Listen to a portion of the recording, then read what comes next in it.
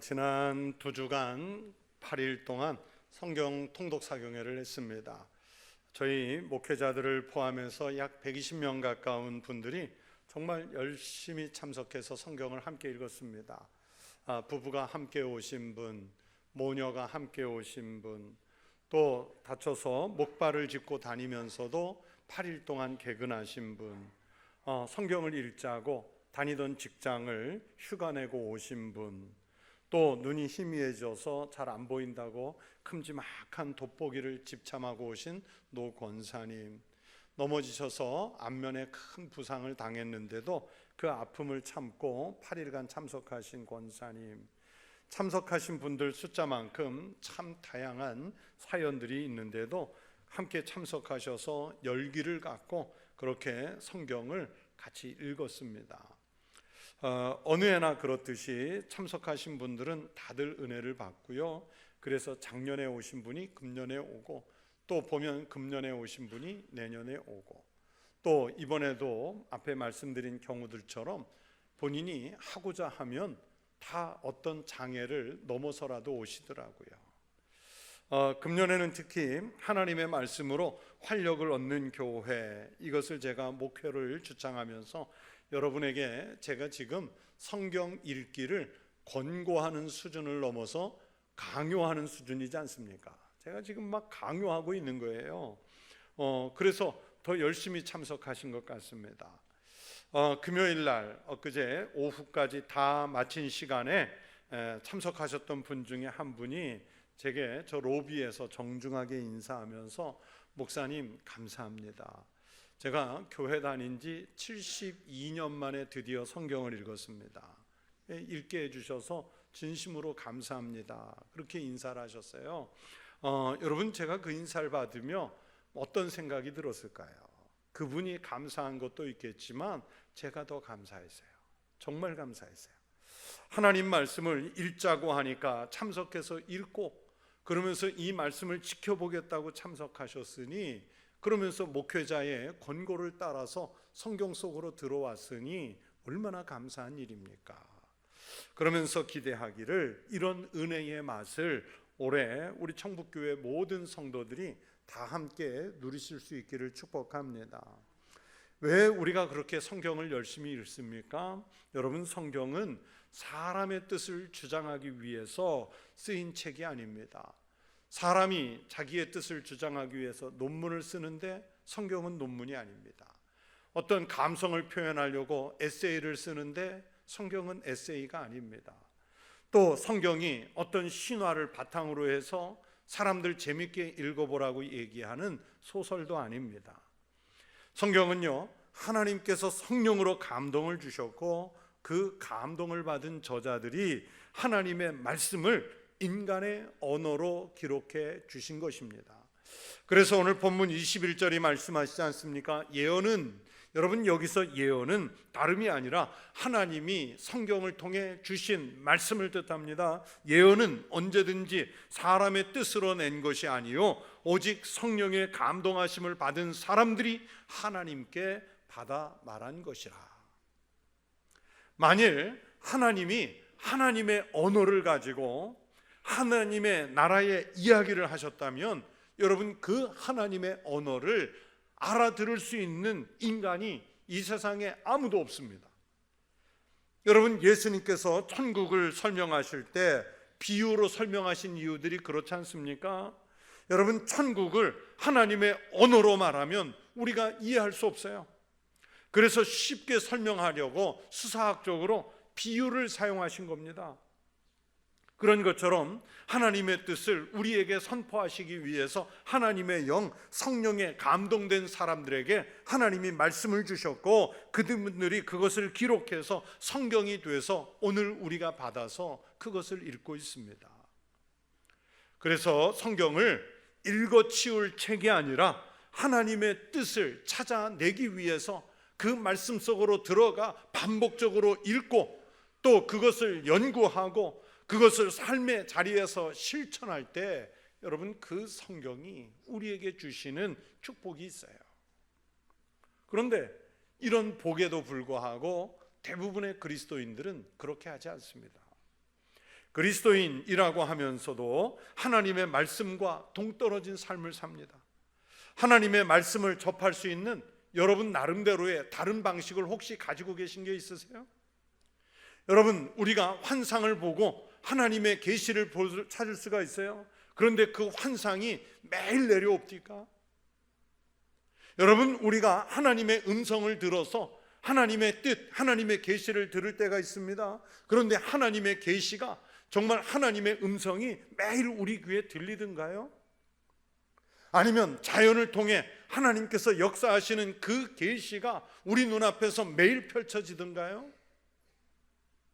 간헐적으로, 초자연적으로 하나님의 뜻이 환상으로, 음성으로, 자연으로 우리에게 보일 때가 있지만, 그러나 그것은요 어쩌다가 일어나는 일이고, 통상 우리의 삶 속에서 지속적으로 반복해서 우리에게 꾸준히 말씀하시는 것은 바로 성경이잖아요. 하나님의 말씀이잖아요. 그런데 하나님의 말씀, 사람들에게 주셔서 이렇게 정확하게 기록된 말씀을 접하지 않은 채로 우리가 어떻게 하나님의 뜻대로 산다고 말할 수 있겠습니까? 성경을 제대로 읽고 그 성경을 연구해서 그 말씀대로 살아야 합니다. 그렇지 못하면 말씀을 아무리 많이 알아도 말씀대로 살지 못해요. 예수님 당시의 바리새인들이나 서기관 같이 성경에 능통한 학자들도요, 그런 경우 때문에 주님으로부터 자꾸 책망을 받는 말씀이 성경에 종종 나오지요. 제가 얼마 전에 금년 설교에 자주 등장할 목사님, 그리고 그분의 책이 있다고 말씀드렸지 않습니까? 유진 피터슨 목사님의 이 책을 먹으라라는 책이라고 말씀드렸는데, 이 책을 먹으라는 책에 성경 읽기에 대해서 유진 피터슨 목사님이 이런 부분을 설명한 것이 있습니다. 여러분, 누가복음 10장 25절 이하는 우리가 잘 알고 있는 선한 사마리아 사람의 비유를 예수님께서 말씀하셨는데, 이 유진 피터슨 목사님이 이 선한 사마리아 사람의 비유를 가지고 설명하는 얘기가 나와요. 그 선한 사마리아 사람의 이야기가 나오는 배경이 있지 않습니까? 예수님께서 예루살렘으로 가시는 길에 한 율법교사를 만났어요. 그 율법교사는 예수님을 시험해 보려고, 선생님, 내가 무엇을 하여야 영생을 얻으리이까? 이런 질문을 예수님께 던졌어요. 이 질문에 대해 예수님은 그 율법교사에게 율법에 무엇이라 기록되었으며 네가 그것을 어떻게 읽느냐, 그렇게 물으셨어요. 네가 읽은 것이 무엇이냐, 이런 질문을 하신 것이 아니라 네가 어떻게 읽느냐, 그 말씀 속의 내용을 어떻게 이해하면서 읽느냐, 이걸 질문하신 거예요. 즉, 어떤 의도를 가지고 하나님의 기록된 말씀을 읽고 있느냐, 이 질문을 하신 거예요. 여러분, 이 율법교사가 예수님께 질문할 때 예수님의 뜻을 구한 것이 아닙니다. 적절한 신앙의 태도를 묻는 것도 아닙니다. 정말로 영생을 얻는 길을 몰라서 묻는 것도 아닙니다. 예수님을 시험해 보기 위해서 던진 질문이죠. 유진 피터슨 목사님은 이 부분에 대해서 그 율법교사는 한마디로 어떻게든 예수님을 한 방 먹이려고, 한 방 때리려고 질문했다는 거예요. 맞는 얘기죠. 여러분, 그 율법교사의 성경 지식에는 아무 문제 없어요. 그러나 그것을 읽는 방식에 심각한 잘못이 있었다는 거예요. 하나님의 뜻을 찾으려고 한 것이 아닙니다. 말씀을 제대로 알아야 그 말씀을 듣고 굴복하고 순종하면서 살 수 있는데, 이 율법교사를 비롯한 현대의 너무나 많은 그리스도인들이 성경이라는 것을 단지 읽어치워야 하는 것, 지식으로만 알고 그렇게 이해하는, 그래서 그 말씀대로 살아보려고 힘을 쓰지 않는 그런 부분을 말씀하시는 거예요. 한마디로 성경을 잘못 읽고 있다는 얘기예요. 그 성경을 잘못 읽는 부분에 대해 우리 기독교인들 사이에 하는 유명한 조크, 유머가 하나 있습니다. 어떤 기독교인이 어느 날 큰 결심을 했어요. 새해를 맞았으니까 이제 금년에는 매일 아침마다 성경을 펼쳐서 읽어야겠다 결심을 하고, 그런데 그 읽는 방법이 뭐냐면 그날 아침에 성경을 탁 펼쳐서 눈에 띄는 말씀을 그날의 양식으로 삼고 그래서 그 말씀을 실천하는 삶을 살자 이렇게 결심을 했어요. 그래서 첫날 결심을 하고 성경을 딱 펼쳤는데 딱 눈에 띄는 말씀이 마태복음 26장 15절 9절인 거예요. 내가 예수를 너희에게 넘겨주려니 얼마나 주려느냐 하니 그들이 은 30을 달아주거늘. 가룟 유다가 예수님을 팔아넘기는 장면인 거예요. 이런, 내가 오늘 예수를 팔아넘길 수는 없지. 그런 마음에 섬뜩해서 다른 곳을 찾아보자 하고 성경을 다시 덮고 다시 한번 딱 펼쳤는데 이번에는 또 비슷한 부분, 마태복음 26장 50절이 확 먼저 눈에 띈 거예요. 예수께서 이르시되 친구여 네가 무엇을 하려고 왔는지 행하라 하신대 이에 그들이 나와서 예수께 손을 대어 잡으니라. 예수님이 이제 붙잡히는 거예요. 이건 아니야. 이거는 내가 오늘 읽을 말씀이 아니야. 다시 접고 다시 쫙 폈는데 마태복음 27장 5절이 이어서 펴지는 거예요. 유다가 은을 성소에 던져놓고 물러가서 스스로 목매어 죽으니라. 유다가 자살한 거예요. 성경 읽기와 관련해서 그냥 우리 교인들이 하는 유머입니다. 유머. 성경은 그렇게 읽으면 안 된다는 얘기예요. 그런데 혹시 여러분 중에도 성경을 자기 편리한 부분만 펼쳐서 읽는 분이 있으신가요? 실제로 성도들 중에는 성경을 그렇게 읽는 분이 많습니다. 그날에 주신 말씀이라 해서 파편화된 말씀을 읽는 분들, 아니면 큐티를 한다고 해서 통전적인 내용은 잘 모르지만 성경을 쪼각내서 읽는 분들이 많아요. 성경을 또 읽어가면서 나름대로 규칙에 따라 읽고 공부하고 연구하는 것이 아니라 그날 아침에 탁 펼쳐서 읽었더니 그날 꼭 필요한 말씀을 하나님이 응답으로 주시더라, 이렇게 말씀하시는 분을 의외로 많이 볼 수 있어요. 물론 가끔 맞아들을 수는 있지만 그건 바른 방법이 아닙니다.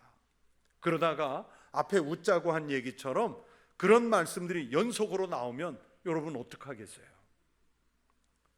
히틀러에 대항했다가 교수형을 받은 디트리 보네퍼 목사님은 신도의 공동생활이라는 책에서 성경을 통전적으로 읽지 않고, 즉 전체적인 맥락을 이해하면서 읽지 않고 자기 편리한 대로 부분 읽는 것을 죄악시하기까지 했어요. 보네퍼 목사님은 성경을 그렇게 읽는 걸 죄악이라 그랬어요. 성경은 바르게 읽고 바르게 연구해서 그 내용까지 습득해서 하나님께서 나와 우리에게 함께 하시는 말씀으로, 음성으로 제대로 들어야 합니다. 여러분 신앙생활을 몇 년 하셨습니까? 그리고 그 세월 동안 하나님의 말씀을 연구하는 일에 얼마나 투자하셨는지요? 혹시 교회는 오래 다녔지만, 직분의 연륜은 높아졌지만 하나님의 말씀에 대해 공부하고 읽는 일에 전혀 투자하지 않고 대충 지식만으로 성경을 알았다고 말하는 그런 미련한 신앙은 아니신지요? 하나님께 속한 사람이라고 하면서 하나님의 뜻이 기록된 이 성경의 말씀 속으로 들어가지 않고, 그리고 성경에 대해서 하나도 연구하지 않고 어떻게 하나님의 말씀대로 살 수 있다고 말할 수 있겠습니까? 성경을 읽고 암송하고 또 예배 중에 설교를 듣는 일에 집중하고 그리고 성경을 공부해 가면서 신앙생활을 하는 게 중요합니다. 그렇다고 해서 제가 여러분에게 하루 24시간 성경 읽고 24시간 성경 주석하고 24시간 성경만 파고들라는 얘기가 아니에요. 여러분이 성경을 읽어야 할 시간에, 들어야 할 시간에, 공부할 시간을 따로 내서 집중해야 한다는 얘기예요. 그렇지 않으면 성경을 잘못 해석할 수 있습니다. 우리 속담에 장님 코끼리 만지듯 한다는 말이 있는데, 여러분 성경이 코끼리 만지고 나서 누구는 담벼락 같다고 하고, 누구는 큰 기둥 같다고 하고, 누구는 고무호스 같다고 하고, 여러분 부분 보면 다 그렇게밖에 보이지 않는 거예요. 성경을 그렇게 부분 보다 보면 엉뚱하게 볼 수 있다는 뜻입니다. 성경을요 제대로 이해하지 않으면 잘못 해석할 수 있는 말씀들이 성경에 의외로 많습니다.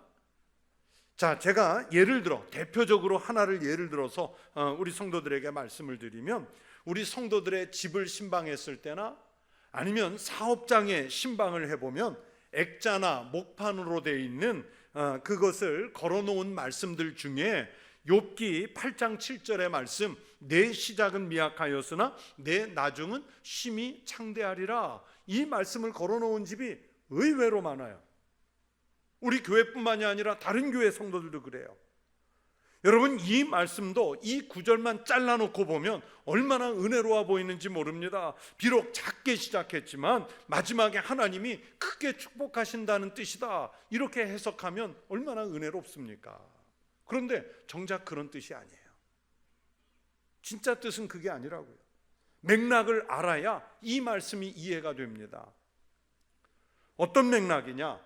여러분, 욥은 하나님이 인정하시는 성경 속의 의인이지 않습니까?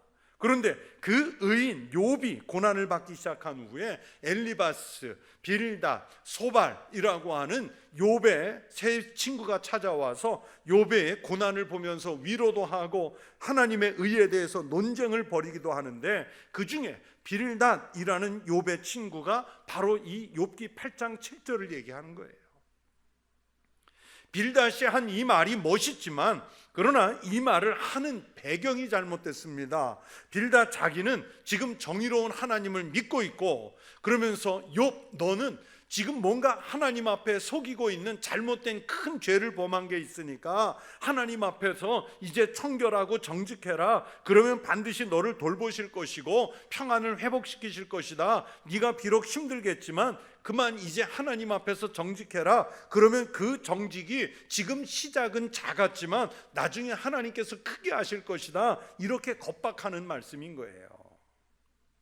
그러니 이 내용을 모르면 내 시작은 미약하였으나 내 나중은 심히 창대하리라, 이 말씀이 얼마나 멋져 보입니까? 그런데 사실은 의인 욥을 비난하기 위해서 자기 생각대로 던진 잘못된 말이 이 구절인 거예요. 그러니 액자로 걸어 놓을 만 합니까? 안 됩니까? 이제 오늘 아마 많이 나올 것 같아, 집에서요. 맥락을 이해 못한 거예요. 맥락을. 우리 속담에 꿈보다 해몽이 좋다는 말이지요. 악몽을 꾸었는데 해몽이 좋으면 악몽이 길몽으로 바뀌어요. 설교를 하면서 저희 같은 목회자들이 설교하면서도 성경을 잘못 해석하면 내용은 틀리는데 말씀이 마치 맞는 것처럼 선포돼서 은혜로운 것처럼 여러분의 귀에 들릴 수도 있어요. 그러면서 성도들이 이 틀린 말씀 듣고 은혜 받았다고 얘기할 때도 있어요. 그러나 목회자의 양심상 그렇게 되지 않도록 잘 준비해야 되겠지요. 여러분, 성경을 통전적으로 바르게 이해하지 못하면 아무리 신학을 수십 년 공부했어도 이런 실수할 수 있고요. 아마 저도 많이 했을 거예요. 목회자인 저희들도 신학적인 판단 잘못할 수 있습니다. 그래서 설교 본문이 잡히면 끊임없이 그 성경을 읽고 연구하고 또 설교할 때마다 이 본문의 말씀을 원래의 뜻대로 제대로 해석을 했는가 알아보기 위해서 사전을 펼쳐놓고 주석책을 펼쳐놓고 이 본문 말씀을 내 생각, 내 묵상과 결과를 맞춰보는 거예요. 검사를 하는 게 검사를.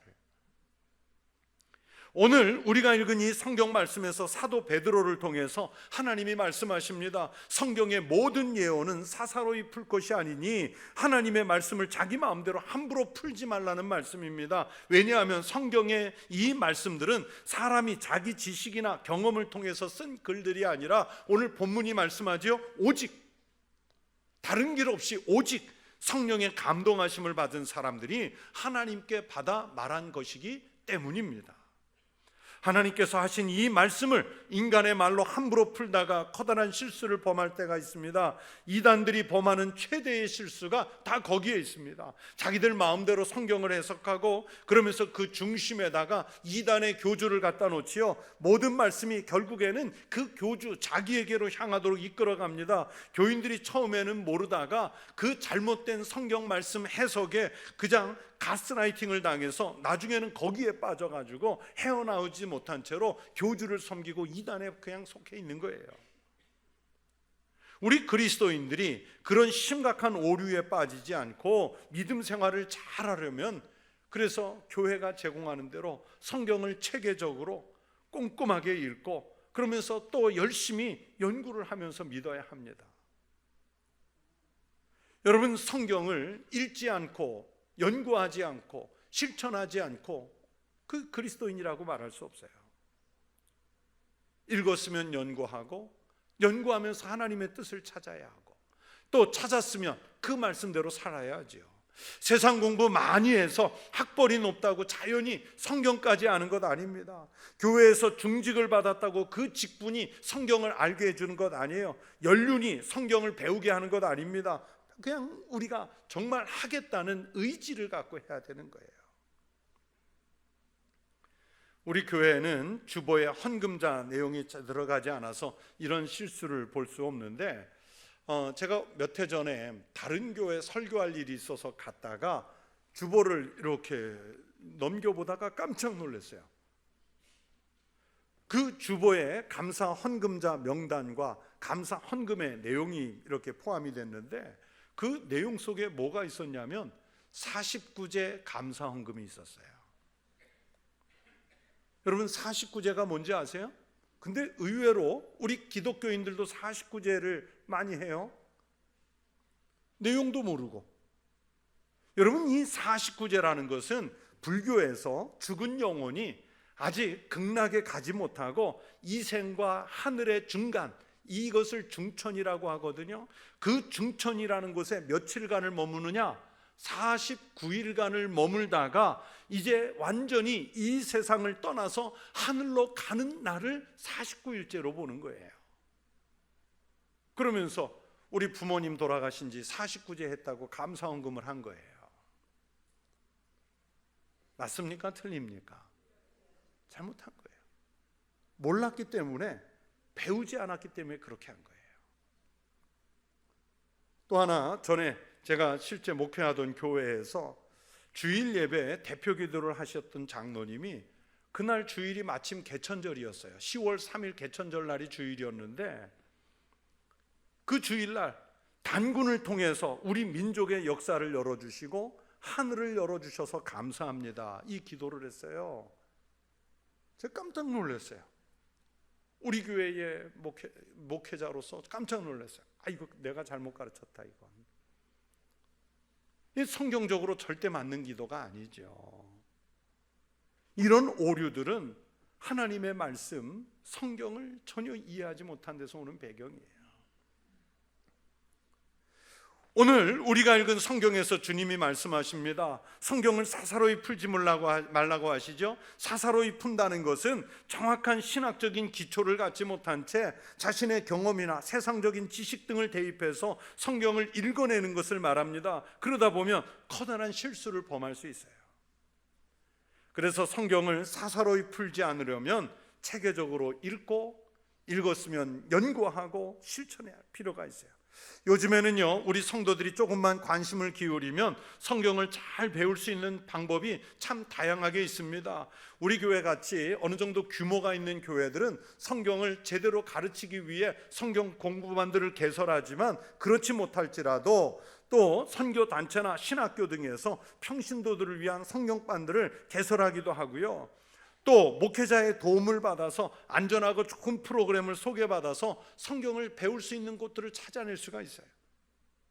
가까운 기독교 서점에 가면 우리 성도들이 자기의 신앙의 연륜에 맞는 성경 공부 교재들, 아니면 각종 주석들이 달려있는 그 스터디 바이블들, 또는 강해 서적들, 평신도들 용으로 만들어진 주석서들을 많이 볼 수 있어요.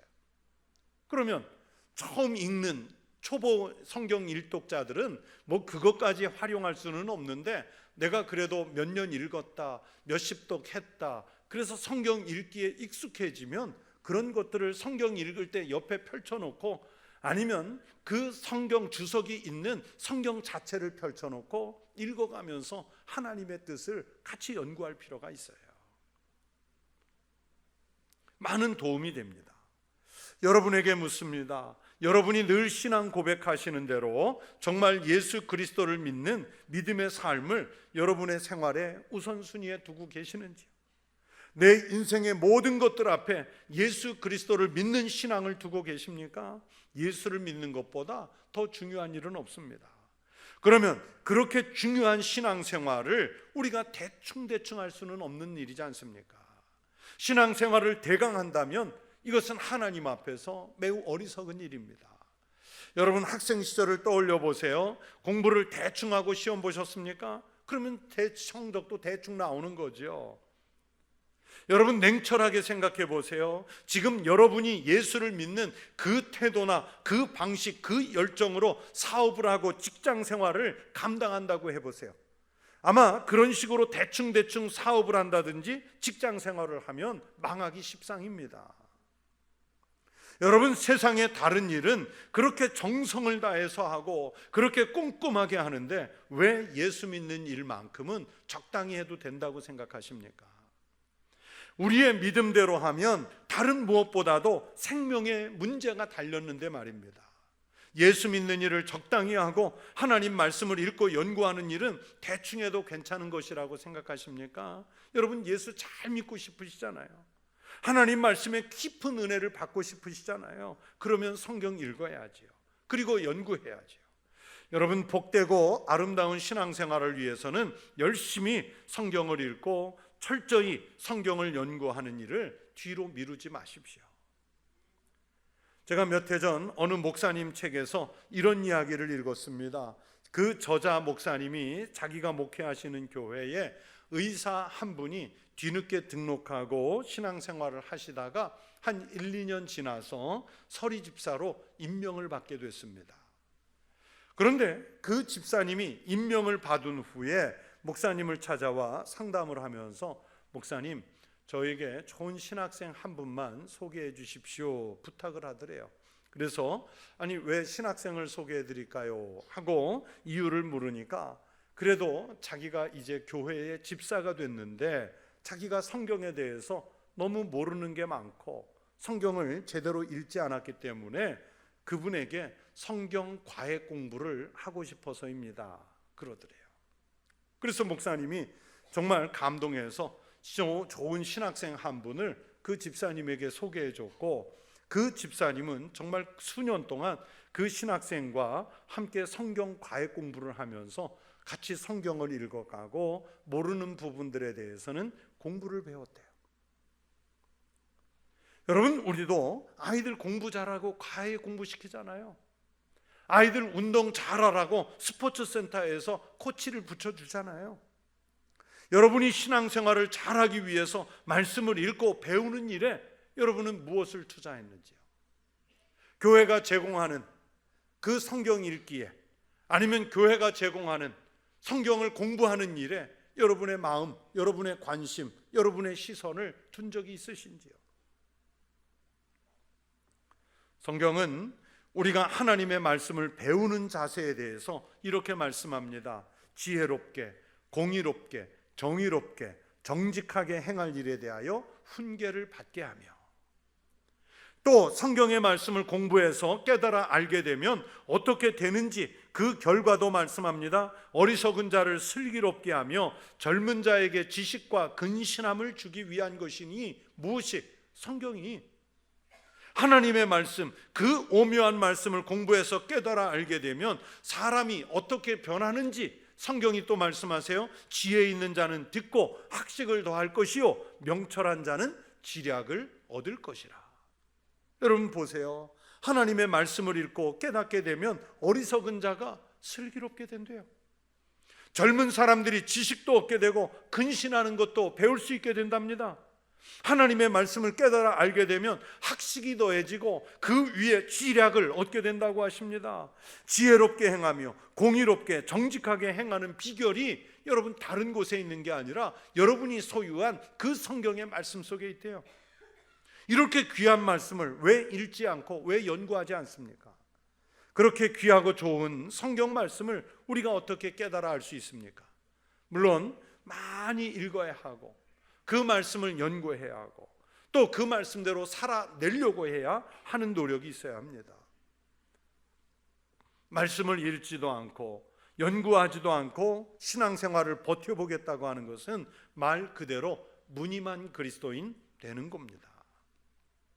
하나님 말씀을 읽고 공부하는 일에 여러분의 시간과 여러분의 마음을 금년에 좀 집중해서 써보십시오. 하나님께서 여러분이 예상하는 것보다 더 큰 복을 주실 줄로 믿습니다. 금년에 말씀을 깨달아서 이 말씀의 복을 풍성하게 누리는 우리 청북교회 모든 성도들이 되시기를 주의 이름으로 축원합니다. 축원합니다. 하나님 아버지 감사합니다. 저희들에게 오직 하나님의 영으로 기록된 말씀을 넘겨주셔서 이 하나님의 감동으로 쓰인 성경을 읽고 지금까지와는 전혀 다른 새로운 삶을 살 수 있게 해주셔서 감사합니다. 하나님, 이 말씀이 우리가 일상을 살아가는 일에 힘이 되고 능력이 되고 나아가서는 천국의 소망으로 인도하는 말씀 삼아 주시옵소서. 예수님 이름으로 기도드리옵나이다. 아멘.